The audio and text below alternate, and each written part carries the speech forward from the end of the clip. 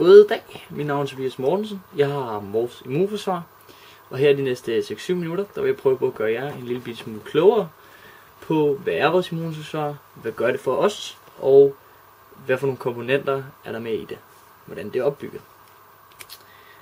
Jeg har lavet en lille præse her, så I kan sidde og følge lidt med i, hvad det er, jeg forklarer, og kan se lidt billeder af de forskellige ting.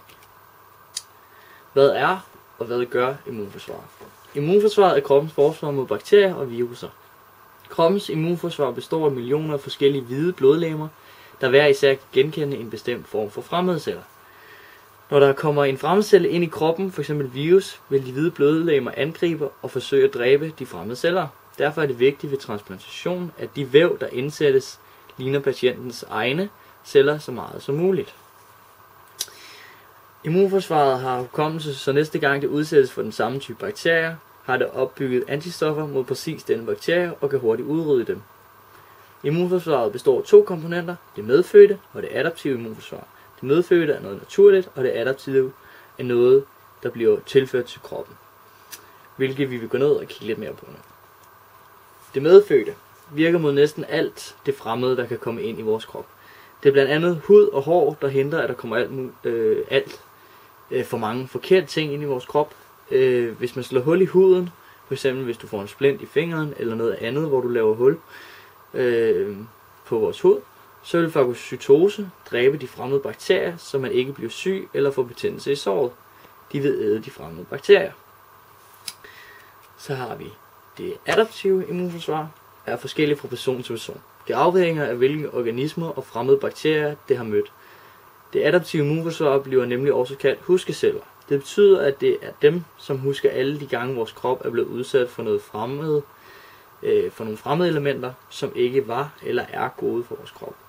Og hvad der så skal til for at bekæmpe de fremmede bakterier, viruser, vi udsættes for, så vi ikke bliver alvorligt syge.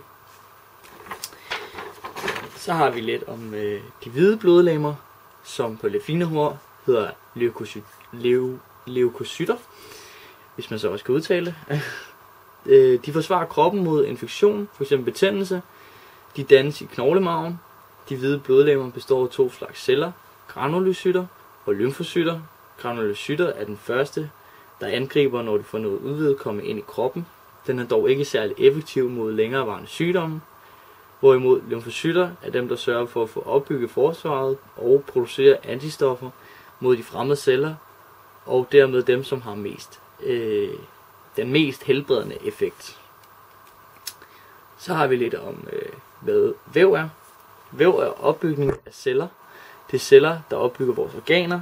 Man kan sammenligne det med et hus, der skal bygges. Det er ler, som laver murstenene, som igen sammensættes, så det til sidst bliver et hus.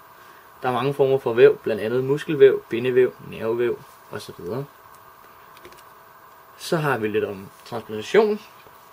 Det betyder, at man overfører noget til noget andet. For eksempel kan man overføre organer, væv og celler fra en person til en anden. Det vil sige, at man kan donere sine organer til andre. Hvis transplantationen skal lykkes, afhænger det af, hvordan den andens immunforsvar er. Det kan godt være, at den, som har fået transplantationen, vil skubbe organet væk. Det hedder også at frastøde det, der bliver transplanteret. Det er ofte, at man bruger at transplantere blod ved operationer, da der nogle gange er blodtab. Der er mange former for transplantationer, f.eks. lever, nyrer, lunger, blod, knoglemarv osv. Så har jeg lidt om, hvad er antistoffer. Antistoffer er stoffer, som dannes af kroppens immunsystem, når det møder noget antigene, som ikke tilhører kroppen. Antistoffer vil kunne binde sig til antierne, som er ens, det vil sige, at antierne og antistofferne skal passe sammen, ligesom en nøgle til en lås. Antistofferne bliver lavet af lymfocytter, som en del af de hvide blodlegemer. Antistofferne er dem, som bekæmper de fremmede mikroorganismer, som er dem, som vi bliver syge af. Antistofferne ødelægger fremmede organismer. Da antistofferne bliver lavet af blodets hvide blodlegemer, er det vores blod, der er den vigtige forsvar mod infektion og sygdomme. Antistoffer findes overalt i vores væv. Det bliver ført rundt i kroppen ved hjælp af vores blod. Antistoffer er derfor dem, som hjælper med at styre vores immunforsvar, fordi de bekæmper fremmede legemer i vores krop. Det er derfor Man kan blive immun over for forskellige sygdomme ved at blive vaccineret. Mange små børn bliver vaccineret mod nogle gamle sygdomme, som vi før kunne dø af, eller blive handicappet af. Det er blandt andet kopper, røde hunde osv. Ældre mennesker og gravide får tilbud om vaccine for influenza, da det kan skade dem. De gamle kan blive meget syge og dø. De gravide kan få skadet deres ufødte barn. Så er vi lidt om fremmedceller. Fremmedceller er lige med viruser eller andre ting, som kan høre til, som ikke hører til i vores krop. Det er dem, som blandt andet kan gøre os meget syge.